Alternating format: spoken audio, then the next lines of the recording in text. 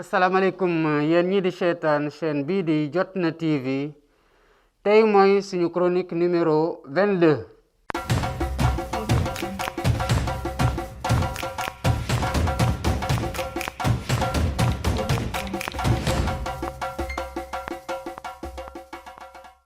laata ñuy tàmbali suñu chronique bi di chronique numéro 22 suñu série de chronique dañu leen di jaajëfal bu baax a baax di leen baalu àq ci weeru koor gi nga xamante ne ñu ngi ciy dugg di ñaan yàlla sunu borom liñ ko ciy jaamu ak luñ ko jaamu avant weer bi ak après weer bi yépp mu nangul ñu ko ci barke weer wi li ci suñu rëcc mu jéggal ñu ko te ci tedd gi weer wi tedd mu yërëm ñu te tàggale ñu musiba bi nga xamante ne moom teg nañ ko suñu kaw muy mbas mi di Covid-19. bu ci loolu weesoo dañu leen di ñaaxaat suñu bopp ci pooru masque, maanaam ñu sol masque yi nga xamante ne ñii di yore wàllu wér-gu-yaram gi ci réew mi te nekk ci kanam, maanaam jiite lii di xeex gi ñuy xeex ak mbas mi digal nañu ko. ñuy ñaan tamit ñi nga xamante ne mën nañ jàppale seeni moroom ñu am jafe-jafe pour am masque ñu góorgóorlu ci bu baax a baax ñu jàppalante ci jàppale waa kër docteur, jàppale suñu bopp. semaine bi nag ñaari thématique lañ ciy waxtaane. thématique bi ci jiitu mooy lii di rapatriement kooru décédé Covid-19 yi nekk ci bitim réew, maanaam doomu réew mi di Sénégal doon doomu réew mi di dundee bitim réew, ñi ci yàlla natu far seen bakkan ci mbas mi te ñii di gouvernement Sénégal wax ne seen néew gi dañu leen di bàyyi ñu suul leen foofu, segim sax mën nañu wax suul, ndax boo dee dund ci réew moo xamante ne ñii dee am na ñi ciy làkk wala ñii dee am na ñoo xamante ne dañu leen di yóbbu ci lu ñuy wax crémation, foog naa ne suul gi sax chance lay doon. État du Sénégal ci bu muy wax ne dafay jàppale waa diaspora bi wax 12 milliards yi, ministre des affaires étrangères bii di Amadou Ba dafa wax ne dinañu fexe ni ñuy jëndee ay bërëb yi ñuy suulee suñu mbokk yi wàññee ko ci mbas mi nekk bitim réew. ministre de la justice di Malick Sall feelu ko, wax ni sénégalais yi nga xamante ne seen bakkan rot na ci mbas mi te ñu nekk bitim réew duñu leen mën a andi parce que OMS moom moo tax ba duñu leen mën a andi, ndax ci recommandation OMS ñooñu dañu leen war a bàyyi ñu suul leen wala ñu incinérer leen wala ñu yóbbu leen ci crémation ci dëkk yu ñu nekk. ma bëggoon rek ñu déglu élément bi nga xamante ne kii di docteur Adama Ba di réanimateur nekk ci France di doomu Sénégal def na ko. Bonjour, je m'appelle Adama Bafay, je suis médecin, je suis réanimateur. J'interviens pour apporter des précisions. J'ai vu une vidéo dans laquelle le ministre de la Justice s'exprimait à propos du rapatriement des Sénégalais décédés à l'étranger du Covid, où il dit expressément que l'OMS aurait émis une recommandation qui interdirait ce rapatriement et qui recommanderait que ces corps soient inhumés dans leur lieu d'accueil. C'est complètement faux. Il n'y a aucune recommandation de l'OMS dans ce sens et je défie quiconque de sortir ce document. Par contre, les documents qu'on a du Haut Conseil français de la santé publique, de l'Espagne, de la Suisse, Il n'y a aucune interdiction pour ces rapatriements de corps. Ces corps ne sont pas contagieux. Moi, je suis médecin, je suis réanimateur, je soigne des malades, je sauve des vies. Je ne prendrai pas le risque de soutenir une telle décision s'il y avait un quelconque risque pour mes compatriotes sénégalais. On est des Sénégalais comme tous les Sénégalais. On a le droit, quand on est décédé à l'étranger, d'être inhumé où on veut. On doit avoir le choix et l'État doit respecter ce choix. Pour l'instant, c'est une décision complètement arbitraire, fondée sur aucun document scientifique. Et il faudrait qu'on se batte, il faudrait que l'État sénégalais respecte les Sénégalais vivant à l'étranger. Merci. kii nii wax nii dama xam suñu benn frère patriote boo xamante ne xëy na bu ma waxoon turam sax ñu bari nañ xam kan la boo xamante ne mbokkam la waaye dama am chance tamit di jokkoo benn jigéenam gu nekk fii Sénégal doon docteur doon suñu yaay koo xamante ne moo kii ñoo bokk ndey ak baay kon nekkul rek benn nit koo xamante ne dafa toog sol blousam sol maskam def vidéo kii lu muy xam lu muy wax nii daf ko xam ndax da di secteur boo xamante ne moom ci boppam ci lay liggéeyee waaye mbirum neew yooyu nga xamante ne ay doomu réew mi lañ nekkoon bitim réew di daan seen doole lépp luñ fa am ñu di ko yónnee fii Sénégal di jàppale réew mi di jàppale seeni njaboot ba transfert yi nga xamante ne moom la diaspora bi di def boo ci wàññee ci Afrique ñeenti réew boo moytul nga bëgg a juróomeel bi ci Sénégal wala sax mu gën ko jege ci rang bi ba tax na récemment maa ngi gis yàggul dara mu am étude bu ñu def ci dëkk yi nga xamante ne loru nañu ci transfert yi migrant doon def dem seen réew ba mu dem ba ñun ñii suñu gouvernement wax na léegi ñi nga xamante ne ñu ngi doon liggéey di jàppale seen réew léegi ñun ñoo leen di jàppale parce que am na ci ñoom xëy na du ñëpp ñoo xamante ne seen jafe-jafe tar na tar goo xamante ne yenn na maanaa gouvernement Sénégal jàppale leen bu ñu taxawee pour commencer ci jàppale googu ñun ñëpp commencé nañ seetlu ne ci dëkk yu bari liñ fa dugal ci xaalis jagleel ko ñi nga xamante ne ñoom la ñuy dimbale am na ci ay dëkk yoo xamante ne ñi fa soxla ndimbal ñëpp ni ñu toll te mu doon ndimbal gu dëggu ci niñ ko soxlaa boo leen seddalee li fa dugg ku ci nekk boo moytul doo am lu mat 10 000 francs bu dee nag yow da nga xamuloo kan moo soxla wala kan moo soxlawul wala nga fexe yaatal ci nu mu gën a yaatoo boo comparé li dugg xaalis ci yenn dëkk yi comparé compatriotes sénégalais yi fay dund boo moytul boo ko xaajalee ku ci nekk du am 200 kenn na ngi si ñoom nekk Gabon moo ma doon wax ne lu fi dugg si de su ma ci amoon wàll su ma déplacé woon dem fii consulat bi nekk ñëwaat li may pass ci taxi mooy gën a cher li nga xamante ne moom lañ ma fa war a jagleel kon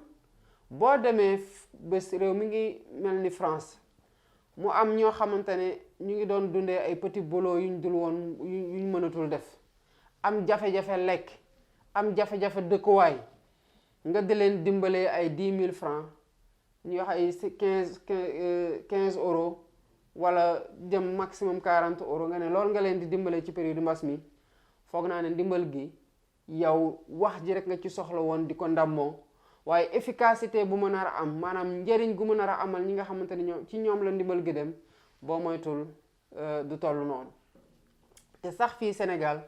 commencé nañ fi gis ñoo xamante ne li gouvernement bi taxaw muy président de la République muy ministre de l'équité sociale wala ñeneen membre gouvernement bi yëpp taxaw wax ci li nga xamante ne moom lañ jagleel njaboot gu ne gis nañ ci ay dëkk yoo xamante ne tolluwul noonu ndax vidéo yaa ngi fi ci ay nit ñoo xamante ne dañuy wàññi ay bekku suukar natt ay kilo ceeb ba pare jël natt ay diwlin dugal ko def ko ci mbuus takk ko pour ku ne ñi ci bëri ñoo xamante ne yelloo nañ ndimbal dem jëli loolu te yaakaar naa ne ci dëkk yi nga xamante ne foofu la loolu xewee képp ku soxlawul woon ndimbal du toog ñu lay wàññil ay bekku suukar di la ko jox wala ñu di la nattal ay kilo ceeb di la ko jox ci fi nga xamante ne dañoo digge woon ay saaku ceeb ak ay bidon diwlin kon gouvernement bi foog naa ne ak sénégalais yi li ñu leen doon wax ne ndimbal gu ñu prévoiroon ne 50 millions mooy aide d'urgence alimentaire 50 milliards mooy aide d'urgence alimentaire bi ci bu ñu waxee ne tuuti nañ foog naa ne sénégalais yi comprendre nañ fan lañ doon waxee ndax mënuloo jël 1000 milliards 10% bi sax muy 100 milliards mënuloo ko jël jébal ko li nga xamante ne mooy wàllu lekk te nga taxawal activité nit ñi tere leen ñu dem liggéey ci guddi wala ñu liggéey bëccëg ci ñu doon liggéeyee lépp taxaw ba pare nga jël li ci gën a tuuti di ko jagleel askan wi ne lii nga leen di téye seen kër yi kon problème bi ci njëlbeen la amee woon te niñ ko jéemee corriger dafa doyul su ma delluwaatee nag ci ñi nga xamante ne dimbalewuñu leen ci bitim réew ñii nii feebar mbas mi téye leen ñii deewe ci yeneen situation nga taxaw d'office ne doo andi néew yooyu ci te teg ko ci loo xamante ne désinformation la dafay nuroog manque de respect ak ñàkkum yërmande te violence psychologique bu ñuy teg ci suñu compatriotes ci nekk ci biir bitim réew foog naa ne gouvernement bi dafa xaymawul nu mu toll parce que ñu bari ci ñoom ñii di wax ni dañu nekkul bitim réew seen xel may leen ne bu ñu muccul ci lii di reyee ba ñu seen bakkan rotee ca situation bu ñu nar a nekk boo nekkee Sénégal fii mu wóor la ne yow boo wàññeekoo dañu la dem denc ci foo xamante ne foofu nga bëgg a tëddi yow mënuloo boo moytul boo àndul ak yërmande ak responsabilité ak patriotisme bu tax yow fi doomu réew mi nekk nga jàpp ne dafay mel ni ci sa njaboot bu nekk sa wet nga di ko watoo noonu kon li ci war doo ko def te loolu moo dal Amadou Ba loolu moo dal Malick Sall violence psychologique bi dafa metti nga ne nit nekk nga ci dëkk goo xamante ne da ngay tëju mu am ñoo xamante ni ci ñoom vivre ñu en famille ci seen benn néeg lañ nekk wala seen benn appartement daanaka duñ fa génn 24 heures sur 24 loolu déjà lu métti la dañu am chance sax suñu jamono doon jamono réseaux sociaux nga xamante ne mën nga di woote di gis ki ngay waxal mën nga di nekk ci ay chat wala ci ay groupe wala ngay seetaan ay live loolu yépp nekk na ci loo xamante ne xëy na lu tane la mais nit dañ ko deful pour mu tëju loolu nag bu nit ñi nekkee ci pression psychologique boobu ba yeneen réew yi sax di xalaat naka la ñuy assistance psychologique seen doom yi ci dëkk yi nga xamante ne gën nañu avancer ci côté boobu yow nga ñëw yokkaat ci beneen violence psychologique ci kenn koo xamante ne dafa am lu mu gëm na ne moom dundam yépp ci diine la ko def yenn bëgg-bëggam yépp yoo xamante ne ab ruwam wala ay moom ci boppam mu ngi ci bëgg a dem diine moo koy téye ba du ko mën a def ndax nu mu ragal yàlla jàpp ne bu deewee bu génnee àdduna dañ ko war a defal julli ko ñii nii doon ay murid saadiq yoo xamante ne lépp loo xamante ne ñu ngi ko doon dund fii ci diine donte dem nañ bitim réew fexe nañ ba samp fa ay kuréel ñuy fay jàng ay xasida di am ay daara wala ñu fay def ay wazifa bu dee ay tijaan lañu wala ñu nekk ci yeneen tarixa kazalika ci dëkk yoo xamante ne ay dëkku yéefar lañu ci lu ci ëpp ñooñu noonu lépp lu ñuy liggéey foofu ak seen congé seen vacances ñu ngi koy kale ci période boo xamante ne gàmmu la pour ñu nekk ay tijaan wala magal la pour ñu nekk ay murid juste rek parce que fu ñu teg événement yooyu bëgg ko fekkee kenn mënu ko xayma ci seen pas-pas ñuy xalaat ne bés bu leen yàlla jëlee àddina fu mu leen mën a fekk nañu leen jëlee foofu dem denk leen Tiwaawoon wala ñu denc leen Touba bi nga xamante ne seen dund yépp ci yoon woowu lañ ko defee ñooñu noonu nga nee leen non seulement yéen a ngi tey ci pression psychologique bu extraordinaire ci confinement bi ngeen nekk ci ñàkk liggéey bu ngeen di leen di yot ci ñàkk xaalis bi ak ci tëju gi waaye sax nag yéen bu ngeen ñàkkee chance ba lii dal leen na ngeen xam ne da ngeen leen di fi ñu leen di foofu la ngeen leen di suul bu ngeen amee chance wala ñu lakk leen wala ñu crémer leen est-ce que réew war na doxalee nii ci ak ay doomam ma jàpp ne c'est irresponsable de la part du gouvernement d'exercer une telle violence psychologique sur nos compatriotes qui sont dans la diaspora et c'est d'autant plus difficile à concevoir que dafa metti tellement que ci compatriotes yooyu daf ci am ñoo xamante ne mais dañuy liggéey di génne ci seen alal di fay assurance pour rek bu ñu génnee àdduna ñu mën leen andiwaat Sénégal gi seen waajur yi ñaanal leen ñu dem denc leen fi nga xamante ne moom mooy foofu lañ sàkku ñu denc leen yéen ngeen taxaw fii bu fekkoon na sax da ngeen am excuse bu valable à la rigueur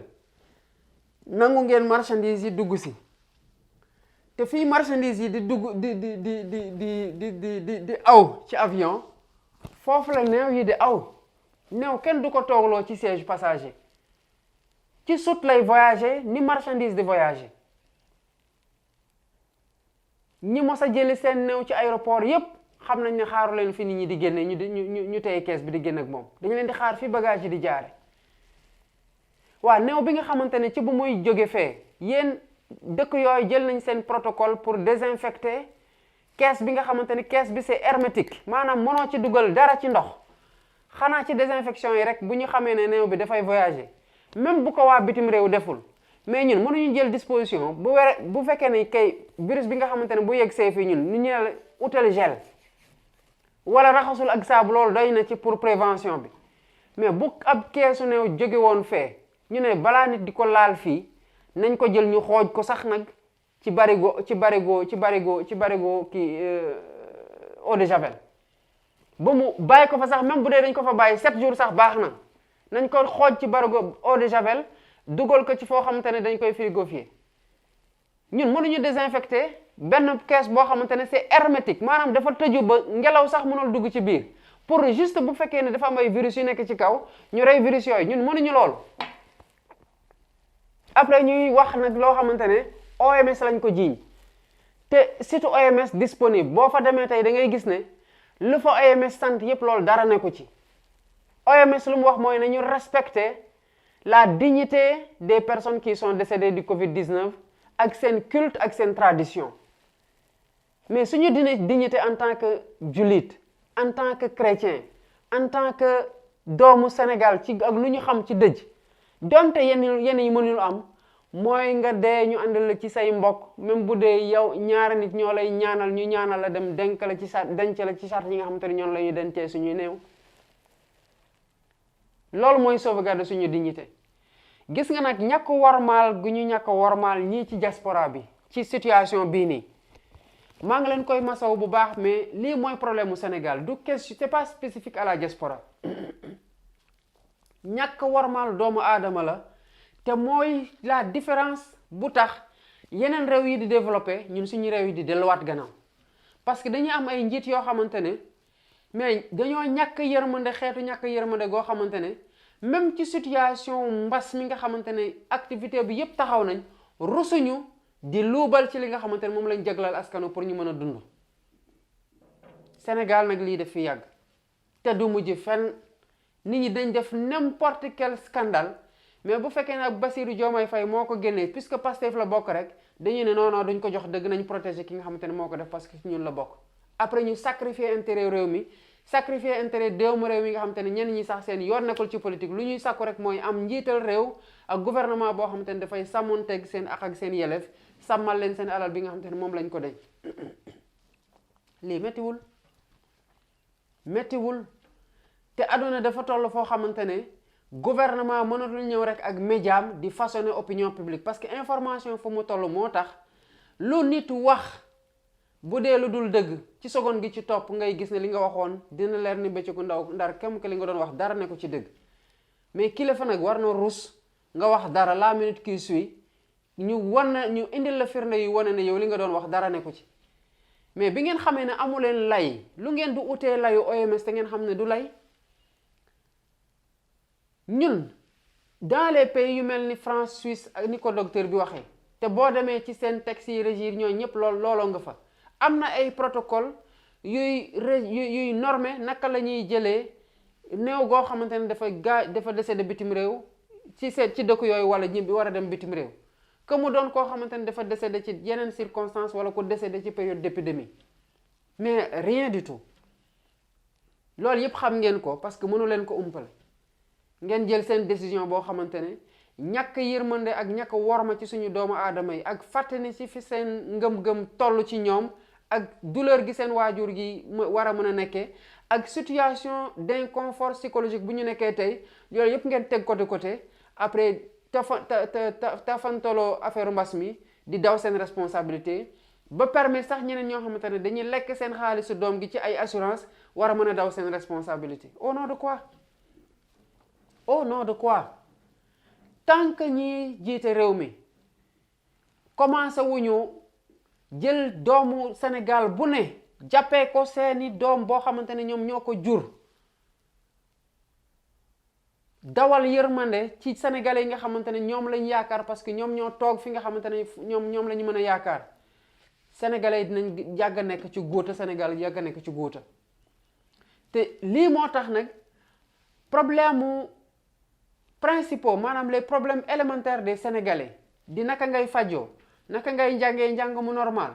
naka la ñuy suqalee mbéy mi pour lu ñuy lekk ñu mën ko béyee fii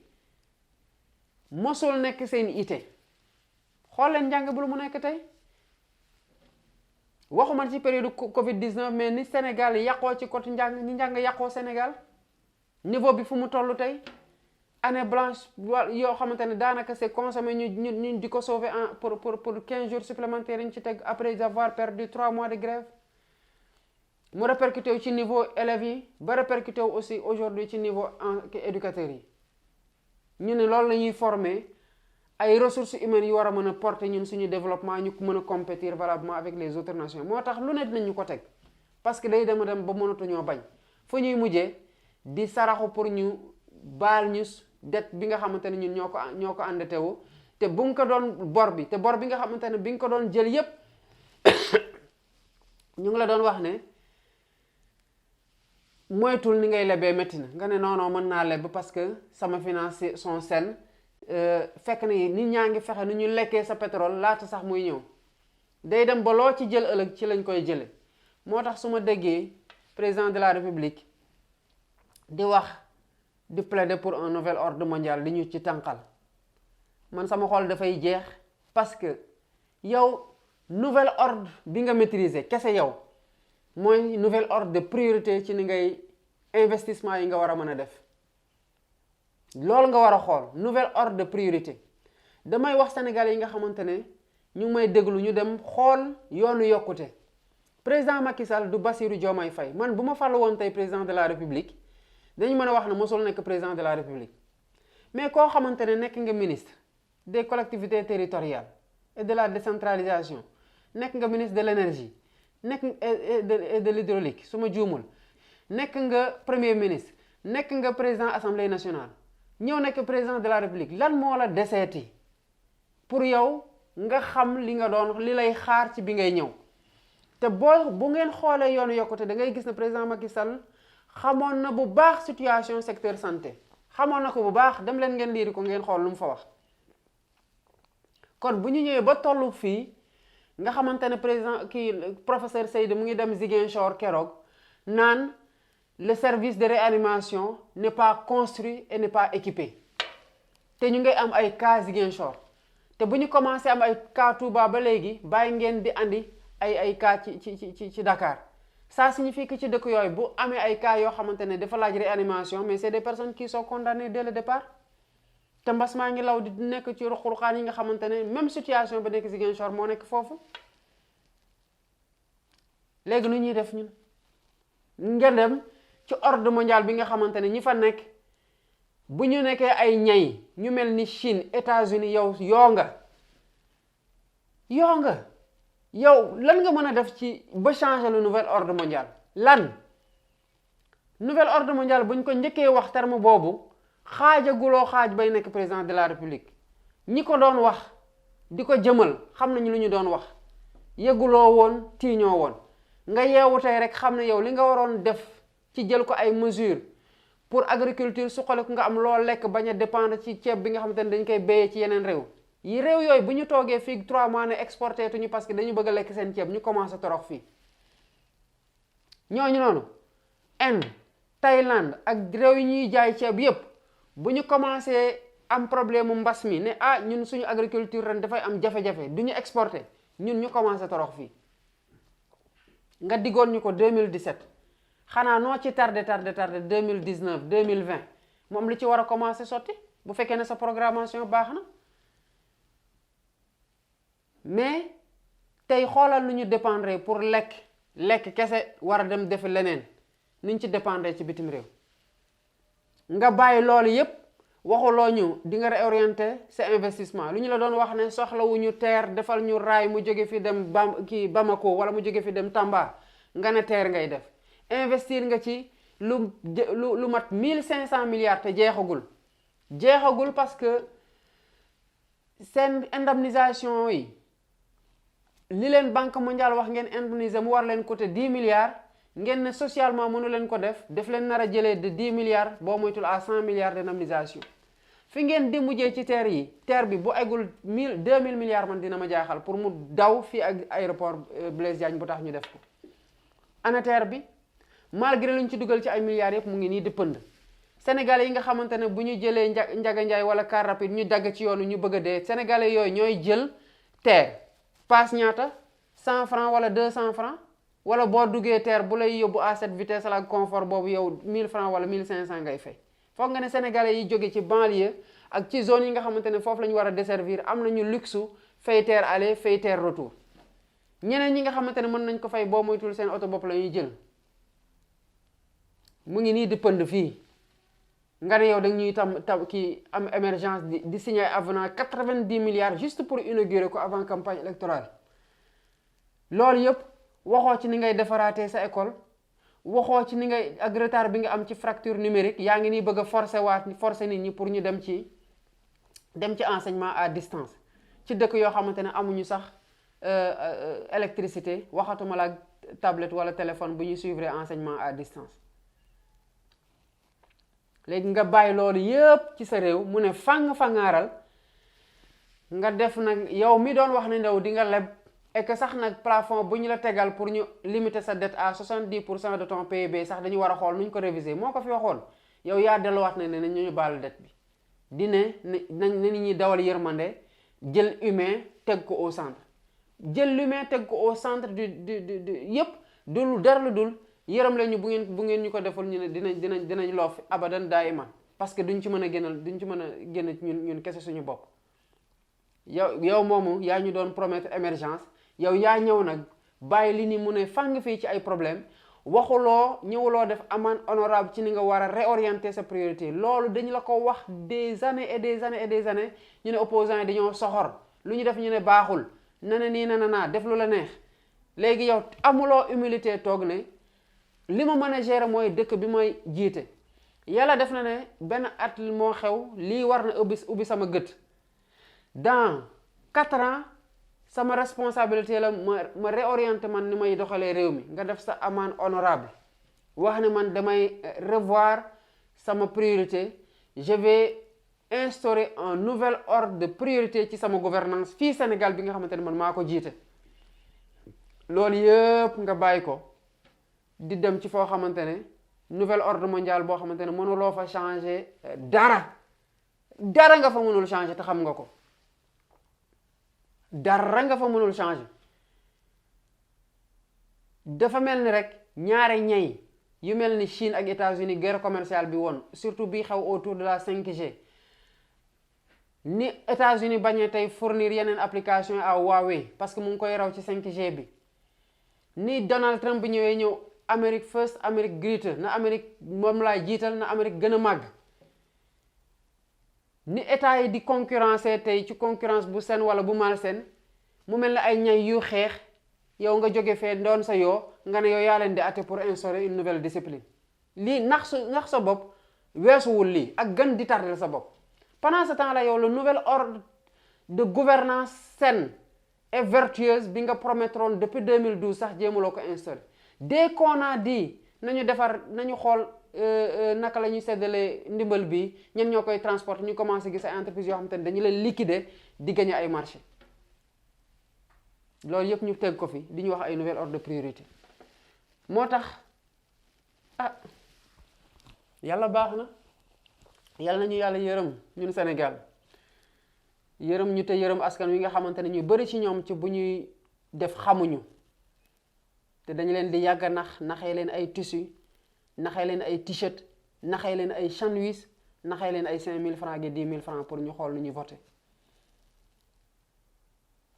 asalaamaaleykum wa rahmatullah yàlla nañu yàlla may weeru koor ak jàmm ci beneen chronique incha allahu rabbi